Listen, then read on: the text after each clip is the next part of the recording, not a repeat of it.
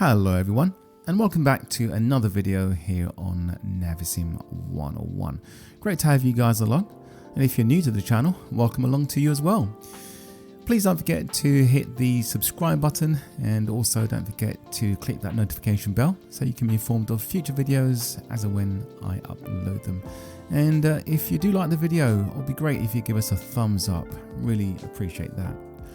Okay, so what we're going to be doing today is basically having a look at, as the title suggests, how we can use Google Earth to help to improve or assist us in flight planning, but also to help us to catalogue our Addon airport stroke scenery. Okay, so it's not going to be a long video, try and keep it as short as possible.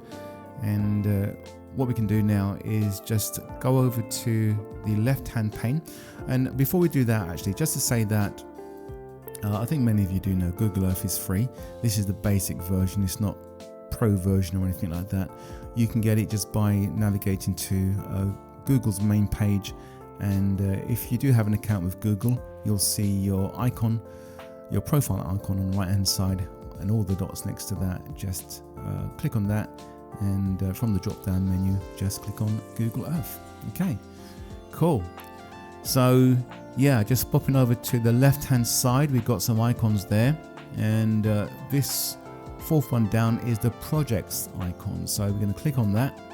All right, so up pops the project that I created earlier, which is MSFS 2020 Enhanced Airports. Okay, so I'll click on that. Now you can immediately see that the Earth now swings into action. Okay, so if we just scroll around here, you can see all these orange pins all over the place in Europe and in various parts of the Earth. Okay, now what these orange pins represent are Microsoft handcrafted airports. Okay, now yes, there are obviously thousands of other airports in Microsoft Flight Simulator, but I'm just focusing on the ones that give us a bit of eye candy. Do you know what I mean? Because I don't really like the generic airports, flying into them, flying out of them. I will do if I have to, but I would much prefer to fly in and out of these beautifully constructed airports, the ones you have here on Microsoft Flight Simulator, and also, as we will see, the ones you can download from flightsim.to,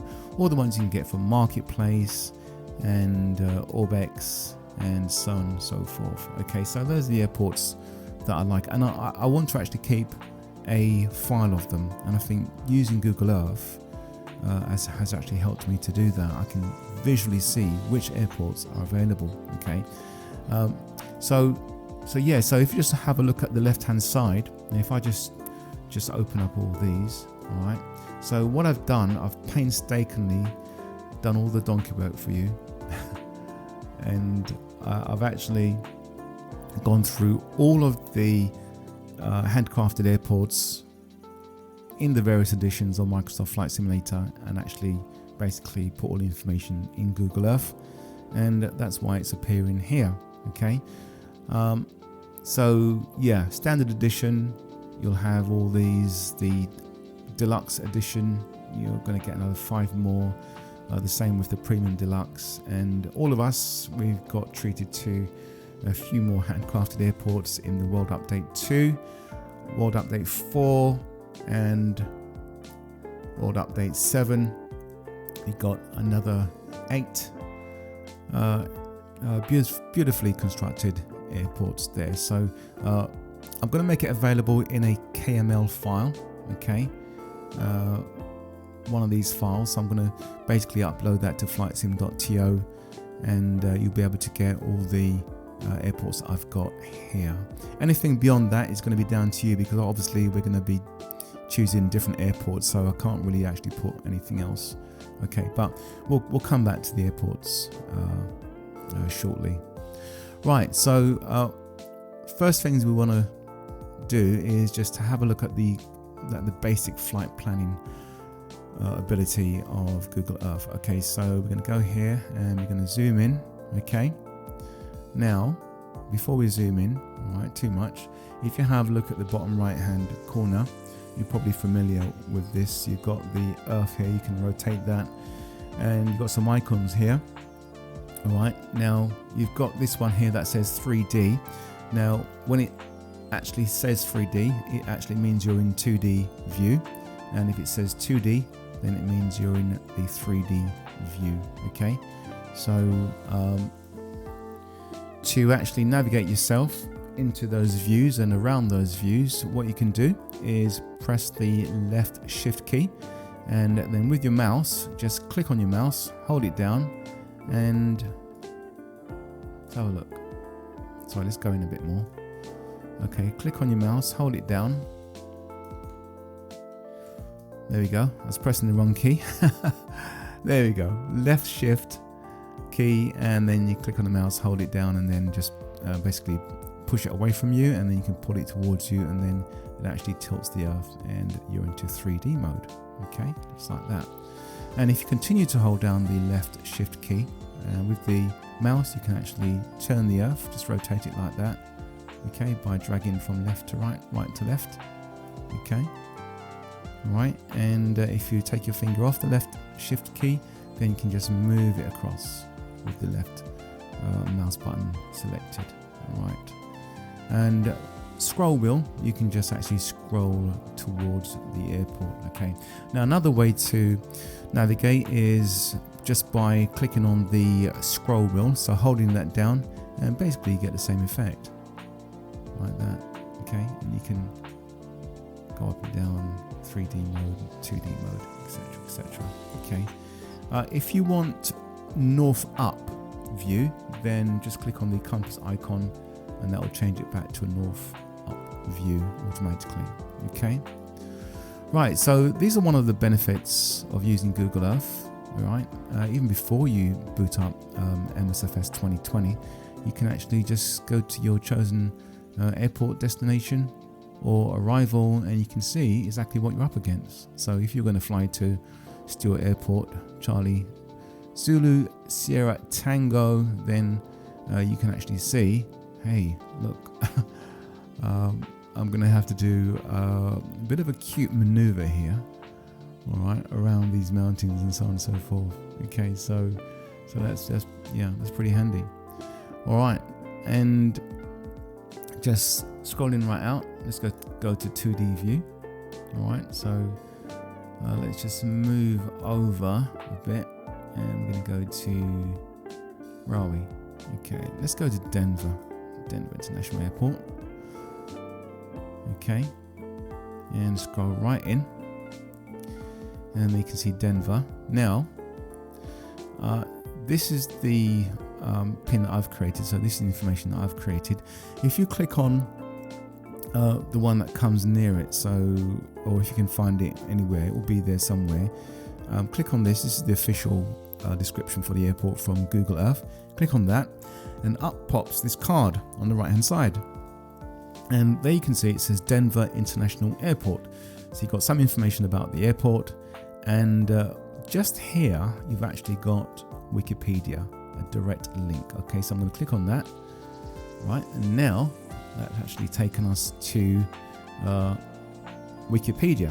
Okay, and the cool thing about this is that this has got lots of very fine information for us for the airport. So over here, for example, you've got an airport diagram.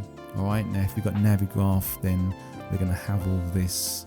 All right, so that's pretty handy. Okay, let's just get out of that. And on the right hand side here as well, you've got runway information, and you've got the runway direction and its reciprocal. You've got the length of the runway in feet and meters, and the surface type as well. All right, now what's really neat is that if you continue to scroll down, you're going to get to this part here, airlines and destinations. Okay, now what's good about this is that you've got all the airlines that serve the airport, Denver International. Okay, so these are all the airline companies. Okay, so if you want to do real operations all you have to do is just pop along to flightsim.to and download the airline company livery of your choice. So for example, Air Canada you can download, and Air Canada only flies from here to Montreal, okay, and Toronto Pearson, okay. And say if you want to go further, let's say you want to fly by American Airlines, you can download that, and you can fly to Austin, Charlotte, Chicago, Dallas, and so on and so forth. Okay, Frontier Airlines, look at the list of destinations here for Frontier, and you know, I mean, that should be available as a livery on flightsim.to. I think most of these are anyway. And if you want to get the times of the flights, just go to Flight Radar 24, and then you can actually get it from there as well. All right, so that's pretty neat. And just scrolling down a bit, you've also got cargo ops as well. Okay, you can do that if you want to go by cargo operations, okay, and their destinations there as well. All right, so yeah, that's really cool. All right, so let's just get back to Google Earth. Okay, so yeah, just scrolling out. So there's the airport there. It's a 3D view. Okay, looking really nice.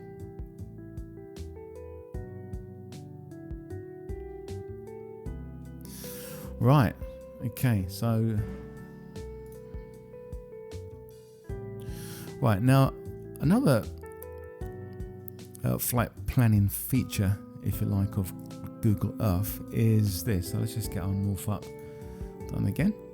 All right, so just moving along, just choosing any other airport really. So now, say for example we want to fly from O'Hare International Airport over to JFK.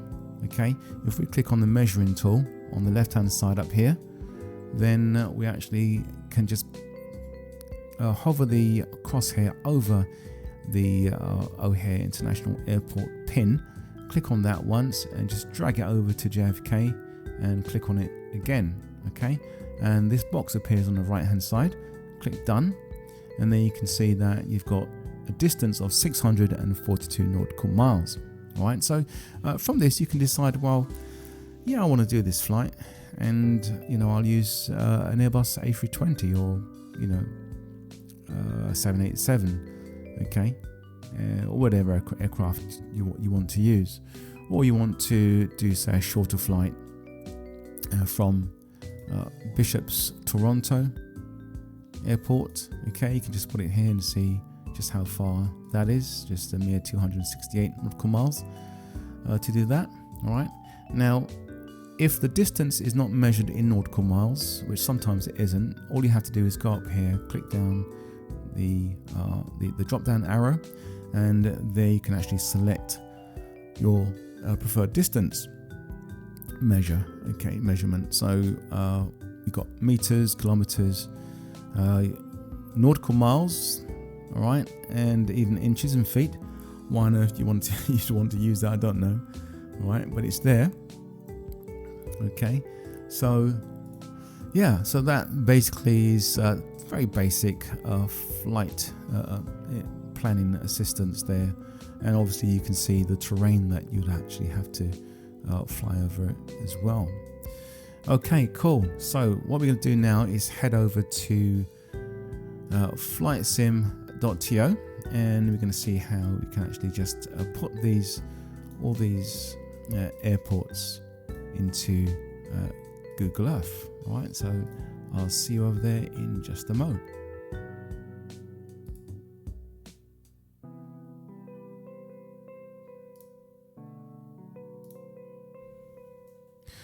Okay, so welcome to flightsim.to. All right, so first thing we want to do is go to the scenery tab there, and that comes up automatically, and then we can actually go down to here, which is the scenery map. Okay, so we'll click on that, and then that actually gives us a map of the world. Now, having a look at these blue tabs, you can see we've got a tab for airports, smaller airports, and cities, helipads, and so on and so forth. Okay. Now, if we just click here where it says to expand for full map, click here, we'll do that. And now what it does for us is it gives us a rather colorful display of the availability on flightsim.to. Okay, so yeah, looking really, really nice, isn't it? Okay, and you've got here a list of the airports there on the right hand side. Okay, now we don't want all the information here, okay, because it can be a bit confusing or yeah, just a bit dazzling for the eye. So we want to we can turn off some of them. So go over here on the left hand side and just uncheck all the ones we don't want, okay, and helipads and smaller airports. Okay, so we're just left with general scenery, cities and airports. Okay, so if we just go down to Brazil, for example, you can see all the availability that we've selected in Brazil at the moment. Right now, you've got some icons here which has got numbers in it. So what this means is that if you zoom in a bit more, so you see got the number 4 there. If you zoom in a bit more, you're going to actually, that means that there's 4 airports in that area. So now, because one's exposed, you've got 3 and then 2, and you now can see all 4 of them. Okay, so what we can do is go to, say if we go to Rio around here, and then we can choose an airport. So if we choose Guarulhos Airport, now this is a very nice airport, available free of charge on flightsim.to, and just click on the icon, and then you get I think it's real photos of the airport and photos of the actual airport on MSFS. Okay, so you've got it there, right? And you've also got a direct link to the web page there. So it's Aeroporto Internacional de Guarulhos Airport. Okay, in my best Portuguese or Spanish. And so it's Sierra Bravo Golf Romeo. Okay, now this airport has been updated for compatibility with Sim Update 7. Now, not all of them are, okay. The ones that are not will be highlighted in pink there, okay.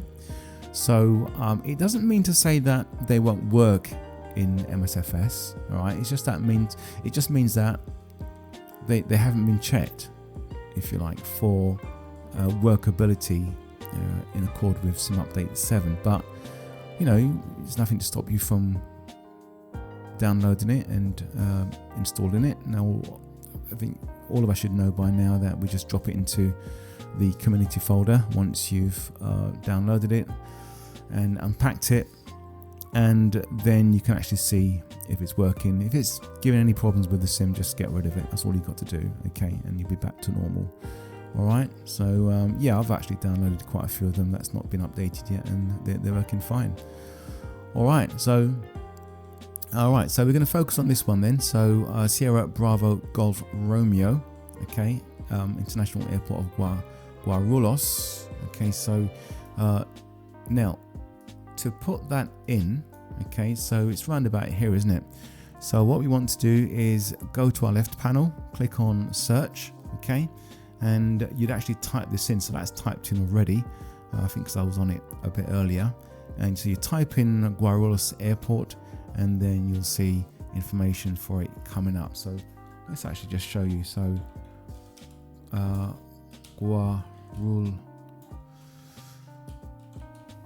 Guarulhos, so you'll see it come up here. Okay, so you can see airport there. Click on that one, and immediately it zooms into the airport location. All right, like that, and you get the airport information card up on the right hand side. So what you can do is click on add to project, and there we are. and you can see immediately that the pin actually changes color. And if you start from the top, just click on replace there and just change the title to something that is more recognizable. So Guarulhos, let's put here International Airport, and in brackets we don't have to put it in brackets, but I put it in brackets, just put the ICAO code. Now that's important because what you need this for is basically, if you're going to this, when you decide which airports to fly to, then you've got the ICAO code right there. You don't have to go searching for it. All you have to do from now on is just basically go directly to SimBrief, and SimBrief obviously will want to know the ICAO code of your departure and destination airport. So always put the ICAO code there along with in the airport title. All right. So just moving down, you've got the icon itself. All right. So these are the different types of icons you can put there. There's no aircraft icons, but I think you can actually download icons, custom designed icons for Google Earth. Right, but we won't go into that. So you can choose the default size. Right now, I actually choose large because when you zoom out of Google Earth, you can see it better. Now, as regards the color, now we've already selected orange for the original airports on Microsoft Flight Simulator, so we can choose a different color. For flightsim.to airports, we'll choose blue. Okay, and you can click on show. So you've got here hide advanced options. That might be the way it is for you. Click on that, and then it will expand at this panel here. Choose large because it will just give you a better view on the title of the airport there. You can change the color of the actual type if you want. Okay, and once that is done, all you have to do is basically go back. So we go back, right, and there you can see Guarulhos International Airport is now added to your list. All right. Just to say though, actually, just to go back to the editing mode, you can actually move this about while it's in the editing mode if you want to. Okay, and just place it somewhere where it's gonna really stand out. Okay, so we'll go back, and now what you can do, you can actually just move this up to the correct folder. So it's a flightsim.to airport, so we're going to grab on that and just move it into that folder, and there you can see it's been moved. So it's indented, which shows that it now belongs to flightsim.to folder. And just take a note that I've actually labeled all of these the color of the airport. So all the orange ones are the original airports that's available on Microsoft Flight Simulator, handcrafted airports. And for MS Marketplace, green pin, flightsim.to, as I said, blue pin, and Orbix airports I've put in white pin as well. Alright, so, and to actually create a folder, all you do is go to new feature, go down to add folder, name your folder, and just go back, and you can see it's appeared there, and you can move it to wherever you like. Okay, and that's pretty much it. So when you scroll out, see now, because you've actually all color coded your airports, as you start to build up your catalogue of airports, you're going to immediately see which airports you've actually downloaded from flightsim.to, which airports you've actually purchased. So for example, I've actually purchased Ronald Reagan Airport. Double click on that and it goes right over to Washington Airport there, which I must say is a really lovely airport. Okay, a very nice airport. In fact, structurally it's amazing. Okay, and the Orbix have done a really good job of replicating the airport. Okay, so that is the definite must buy for me. Okay, so, and the good thing about having it in Google Earth is that you can actually see which airports you've purchased, and so you don't actually double purchase. I've actually double purchased Nice. I did purchase it, and then they made it a handcrafted airport. Well, I didn't know it was a handcrafted airport, and I went on ahead and bought it. And this is the good thing about doing it this way. You might not be aware of all the handcrafted airports, so you might go ahead and buy it, then realize it was available anyway. So that becomes a waste of money. We don't want to waste money, do we? This hobby of ours actually is costing us enough as it is. All right. So that's that. We've covered all that. Okay. And right. So the only thing to say is that I'm going to make. I think I already told you I'm going to upload that to flightsim.to. Yeah. And what you want to do is, as your catalogue of airports actually build up, make sure you save it. All right. You don't want to actually lose that file and find out that you can't get it again. So export as KML file here, and make sure you back it up, save it. Okay. I actually use Google Drive. Okay, which auto saves your work. Okay, so that's good, but also do have a backup as well. All right, so that's there. All right, so yeah, so that file should be available for you guys on flightsim.to. Okay, so don't forget that, just download it. And to actually import it into Google Earth, all you have to do is just go down to the projects, and you can see new project. Click on that and import from Google Drive, and import from your computer to where you've stored it, and then it will actually automatically appear. All right, so that is about it, guys. All right, that's I hope you find that useful. I found it beneficial, and so it might help some of you. I hope you let me know in the comments below if you think it's useful, or not even. All right, so thanks very much for watching.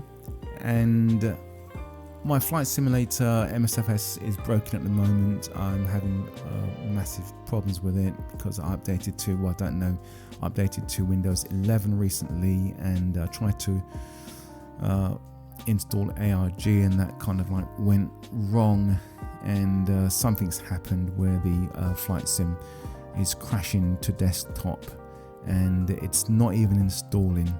Okay, so it's not a new issue. Asobo are aware of their installer, which is not very good at all.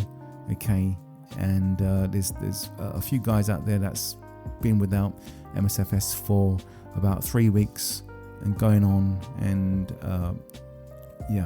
so I'm in that boat at the moment, and I might have to do a complete reinstall and go back to Windows 10. Okay, so that's about it, guys, and thanks for watching, and I'll catch up with you all soon. Take care, and bye for now.